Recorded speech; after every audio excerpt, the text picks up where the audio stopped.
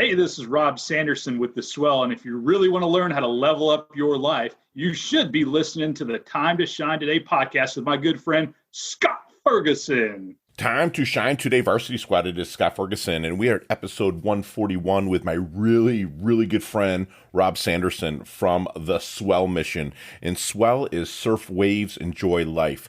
Rob takes people that have been through acute trauma, major adversity, our nation's heroes and first responders mainly. He takes them and he actually takes them surfing, and he has a mission when he does take them surfing to help them kind of set aside their hypervigilancy because they're always on alert, being our heroes to keep us safe. And he puts them on a surfboard. And when you're on a surfboard, trust me, I can tell you firsthand that you have to be mindful. You must be present. You must be there. So I'm not going to spill too much more. I'm just going to start this interview here with my really good friend, Rob Sanderson from the SWEL mission.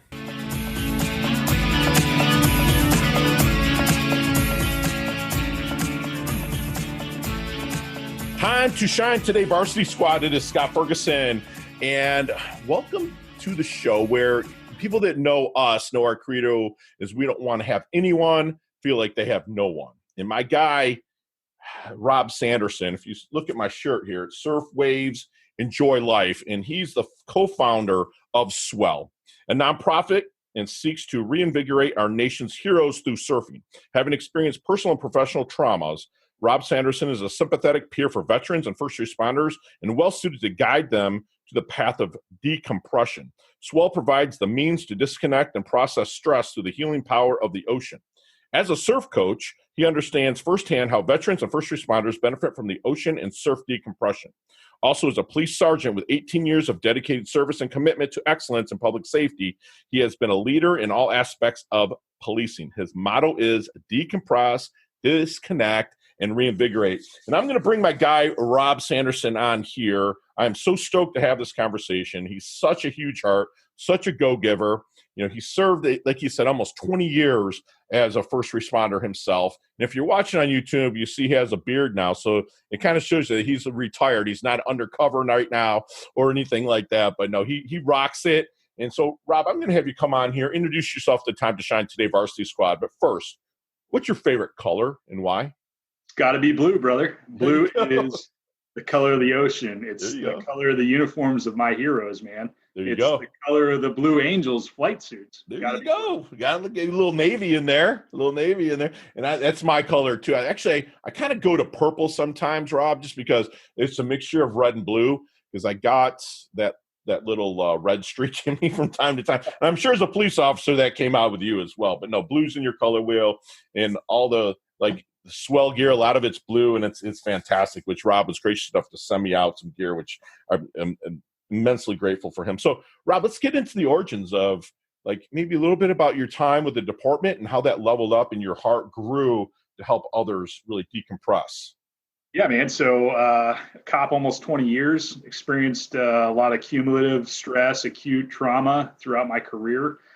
I'm not real bright, so it took me 16, 17 years to kind of realize that I was using surfing as a positive outlet to kind of release some of that, cumulative trauma and just dump my bucket, man, and kind of reinvigorate. So, the only thing worse than not being able to go surfing, Scott, is being able to go surfing but not having anybody to go with. So, living in the Midwest, I started teaching guys around here, to come out with me, and I teach them how to surf. And I started to see kind of what that was doing for them and seeing some of that hypervigilance kind of melt away. So as a group, we have a core group of Kansas surf team surfers, and we put our heads together and we formed SWEL, man. So how does someone that's landlocked in the heartland of America, literally the heartland of America, how did you take up surfing? Did you ever live on the coast ever, or what's your story with that? Yeah, so I was a Navy brat. You can see that's my dad's helmet there behind me. So, wow. Is that a picture of you two also back there? No, that's me and my buddy, actually. It's a painting of me and my buddy going surfing. Nice, man. That he ended up sending me. So yeah, I've lived in Florida, Hawaii, California, Virginia, Texas, Alabama, Mississippi, and now Kansas. And all of them have surf spots. Yeah, so Kansas. right. I surfed a bunch growing up, and when I moved to the Midwest, I started making surf trips, and it was funny because people were like, "You're a surfer?" Like kind of rolling their eyes. I'm like, "Well, yeah. I mean, I go like 4 times a year at least." Mm-hmm. So, Got it. yeah, man, just started making trips with guys, and kind of organically grew into SWEL. What is it about surfing? What is it like that? I could answer it for myself. I bodyboard more than surf, and I paddleboard a lot. Yeah. But like surfing, what is it about surfing that really decompresses, reinvigorates, and help disconnect? Well, I think for veterans and first responders, like hypervigilance is a big thing. And for the varsity squad that's not familiar with hypervigilance, it's just kind of being like on edge and on alert constantly, and it's hard to kind of shed that. So when you're out in the water, me as a cop, I couldn't have my police radio on me. It would have been really weird if I had a gun on me. Nobody's trying to sneak up behind me. Maybe a shark, but right. It's you're in his environment there. Yeah, whatever. So you know what I mean? Like, you're not like looking over your shoulder, not worried about, am I about to fight this dude? Am I going to get run over by this car? And then you're solely focused on the horizon. You're not looking back towards shore. You're looking out across the water, right. Man, and you're being mindful. And when you can do that, when you can be mindful and decompress, that hypervigilance just kind of melts away. And there's something significantly therapeutic about it. I would say probably more so than you could go get from any psychologist, psychiatrist. Sure. I mean, the ocean itself is a healing power. I mean, people gravitate to that that's why I moved from Michigan, again, Midwest, to Florida. I'm looking at the Atlantic Ocean right now, and it's because of that. It's the powers that help heal. And like you said, you have to be present in the situation, or else you're not getting up on the board. You have to be present. Yeah. There's no, even the best surfers in the world, have told me, Kelly Slater, I'm lucky enough to meet him for a minute.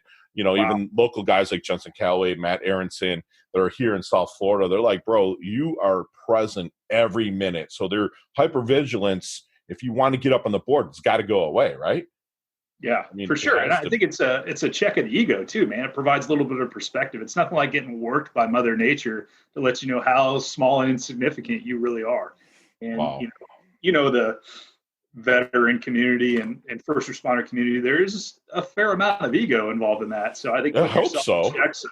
Yeah. I mean, I hope so. I mean, everybody knows my stance on the police and, blue. And I have a lot of blue that runs through my family, a lot of police officers, detectives and whatnot. And they are on alert. I mean, even at parties, even when you're hanging out together with these guys, they're still on alert. But if you can take them out to an environment where they're not, man, the things that can do for a mindset is just fantastic, right? I mean, it's just relaxes and puts you in just a mood of you're not feeling threatened except for the initial moment. And I think there's something to be said for kind of taking yourself out of your comfort zone. There was a Dr. Crawford did a study on a different surf organization that took wounded veterans surfing. And what he found was, he studied them for like 3 or 4 years and then wrote a book, was that the improvement of the veterans' self-efficacy, so like their ability to go, I can accomplish goals and I can, surf this wave, even though I've never surfed before, was far more beneficial to the recovery from TTS than traditional therapies. Wow. So I think taking somebody from the Midwest, putting them in the Pacific or Atlantic Ocean and going, we're going surfing, and they learn that new skill, that anxiety, and then being able to overcome, and then the elation that comes from riding their first wave is important to recovery. Oh, absolutely. Absolutely. So how do people find you to be able to see if they're the right fit for the SWEL program to take them on these trips? Well, fortunately and unfortunately, there's not a shortage of people that need decompression. So it's a selection that our team puts together. We'll find a need. The last trip we made was 3 Overland Park, Kansas City Metro officers. Their best friend and the head of their FOP was shot and killed in the line of duty. A couple of them were actually on scene. So we approached his best friend who gave the eulogy, and Brandon Faber, great dude. And, they've been dealing with not only working still, but also Officer Mosier's funeral, his family, running the FOP and having to take that over. So there was just a ton. So he was more than willing to get out of Dodge and take a trip. So he grabbed two of his friends and man, we just did it. So we've got another one planned for this November where we found a veteran local officer that's been serving. He was 8 years in the Army and 20 years as a cop, 28 years of service, and just really is in some need of some decompression. He's going to grab a buddy, and we're going to meet up with a couple of California, Sacramento area officers to provide them with some relief as well. I love it. So how do you fund these trips? Fundraise, man. We sell gear, take donations. We're 501c3. For the California trip, we did a wine tasting and food pairing, which was very successful, even despite the COVID. Sure. We're able to kind of limit. Everyone has to eat and drink, baby. Oh yeah. We had a chef in there, and it was great. We had a wine rep, and he would talk about the wine, and the chef would talk about the food and how they pair, and it was just a great time. So yeah, man, we just we have zero like monetary corporate sponsors right now, so it's like tooth and nail. I don't know if you saw on our page or not, but I hosted a neighborhood golf tournament at my place a couple of weeks ago, and I was just us hitting foam golf balls through the yards and raffling off some stuff. So man, we're just awesome. Grassroots grinding. Love it. I love it. So what was the moment for you that said, okay, because you've lived it, you weren't military per se, but you were a first responder for 20 years, almost 2 decades. So what was that moment they're like, okay, man, like I am going to use what's helped me to help others? Again, I mean, I'm not the brightest dude. So like, we're not always the best to go, yeah, when I do this, it makes me feel better. But when you can see it in somebody else, right. That's really, so I guess the moment that really set it off for me was I was going on a training trip with a close buddy of mine, and he's like the quintessential like cop, right? And super hypervigilant, good dude on the TAC team, leads the TAC team, patrol supervisor. Anyway, so we're going to San Antonio. I'm like, hey man, you want to run down to Corpus Christi real quick, a day early, and catch a couple waves? And guys from the Midwest, never been surfing. He's like, yeah, let's do this. So we go out there, and he's doesn't like fish, so I fed him a few tumblers of bourbon, put him out there on a paddleboard and pushed him into some waves. Yeah. And bro, he was just like, it was almost like he's a different person. You can kind of see not just the alcohol, but being out there in the water, sure, kind of that stress just kind of melted away. Wow. And he really just like set all that other stuff aside and enjoyed himself. So wow. That was kind of the initial. Yeah, what you do is it's just amazing, Rob. And you're doing stuff, and you've stepped up to the game. And to me, it still blows my mind that it's a Midwest guy that's really stepping up to the game. And I mean, there's other people that do stuff with people on the water, and I see it all the time here in South Florida. They'll do dog adoptions with putting dogs on surfboards like every weekend, like really right down the street. But what you're doing from the Midwest is phenomenal. I want to thank you for that, man. I really do. Brother. Thank you. So let's go back to in our DeLorean with Marty McFly, right?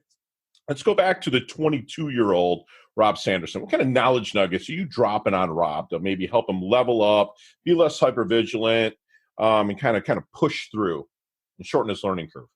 Yeah, 22. I would say that some of the toughest lessons that I had to learn throughout my career is just because you think it's important doesn't necessarily make it important. Right. Being so focused on small, minute details and getting frustrated when others didn't pick up on that. So I would say that, and then, there's certain things in this world that you can't control, and really put your heart and energy in those things that you can make positive change in, and love it. Efforts will not be in vain. So what do you think people misunderstand about you the most, Rob? They probably, so I'm a get things done kind of guy. Mm-hmm. And that kind of leads to some impatience on my part, but it's it's coming from a good place. So, okay.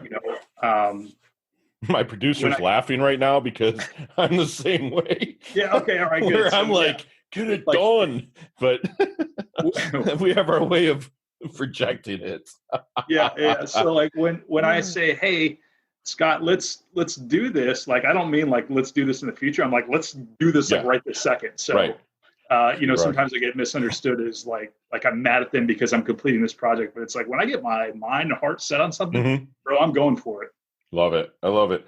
So how do you want your dash remembered? That little line in between your incarnation date and your expiration date. How do you want Rob's dash remembered? Maybe your epitaph or your legacy? I would say that I served others with purpose and intent. Expand on that. Yeah. So, I mean, when I was a cop,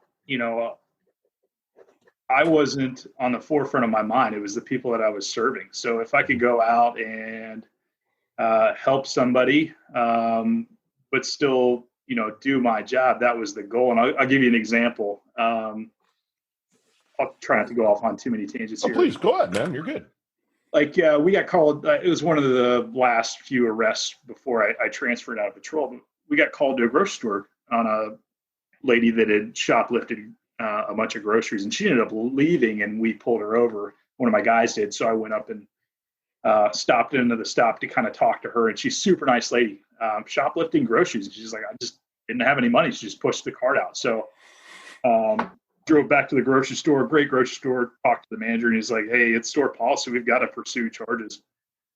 So they didn't really have a choice. We didn't really have a choice as to whether or not to arrest this lady, but we had a choice whether or not to be like a good human being. So what we ended up doing is, we arrested the lady, but then I loaded all the groceries up and I took them back to the store and I rang them up. I took out my personal credit card and I paid for them. Wow. I drove those groceries to her family at her apartment and helped them load them into the fridge, picked up her boyfriend, drove him back, picked up her car so she wouldn't have to pay a tow bill. Sure. And we minimized the impact of that arrest on that family. And in the end, they got to eat.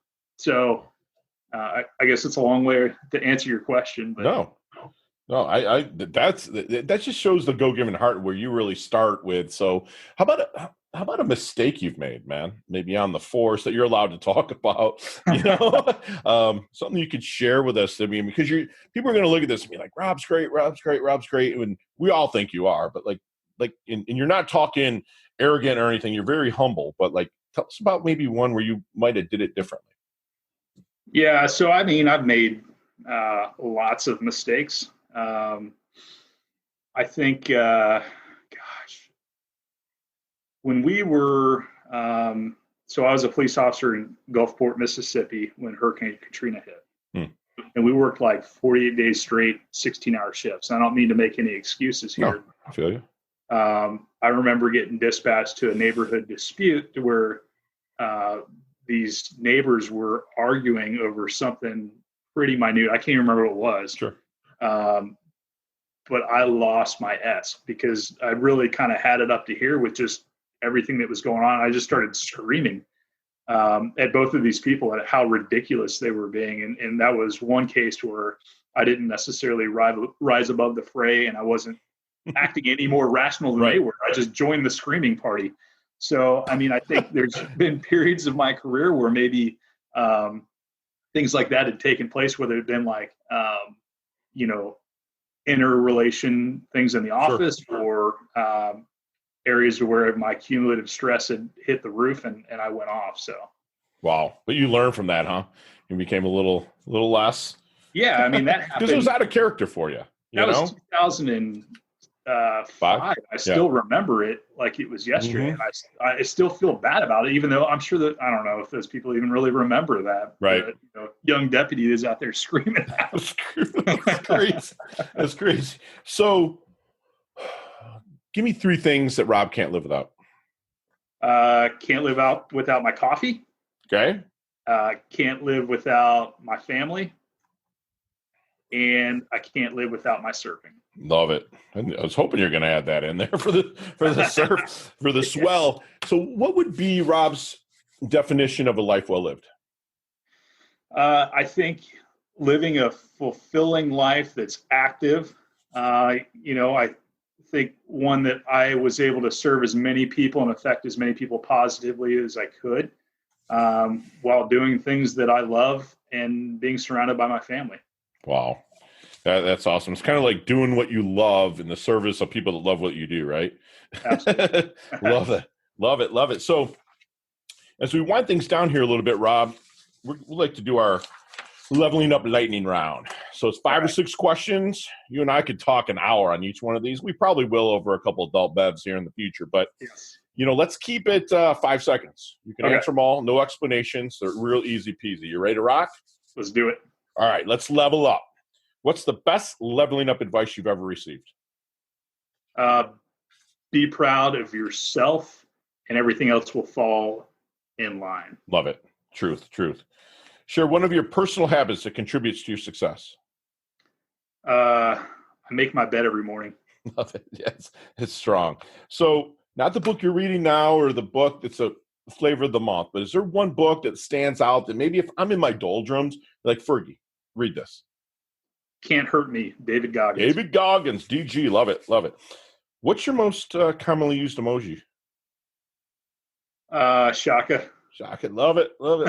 If you could be one age physically and still continue to learn and gain wisdom, physically one age for the rest of your life, what would it be? 30. I always say 32, dude. It's like that 28 to 32 is like you get up in the morning. You could even had a couple of bevs and still feel like you can get up in the morning. I love it. What's your, well, this is already answered, but outside of SWEL, is there any charity and or organization you like to give time or money to? Police Athletic League. They've got a boxing gym up in Kansas City, Kansas, and I'd love to go up there and spar with the kids a little. That's awesome.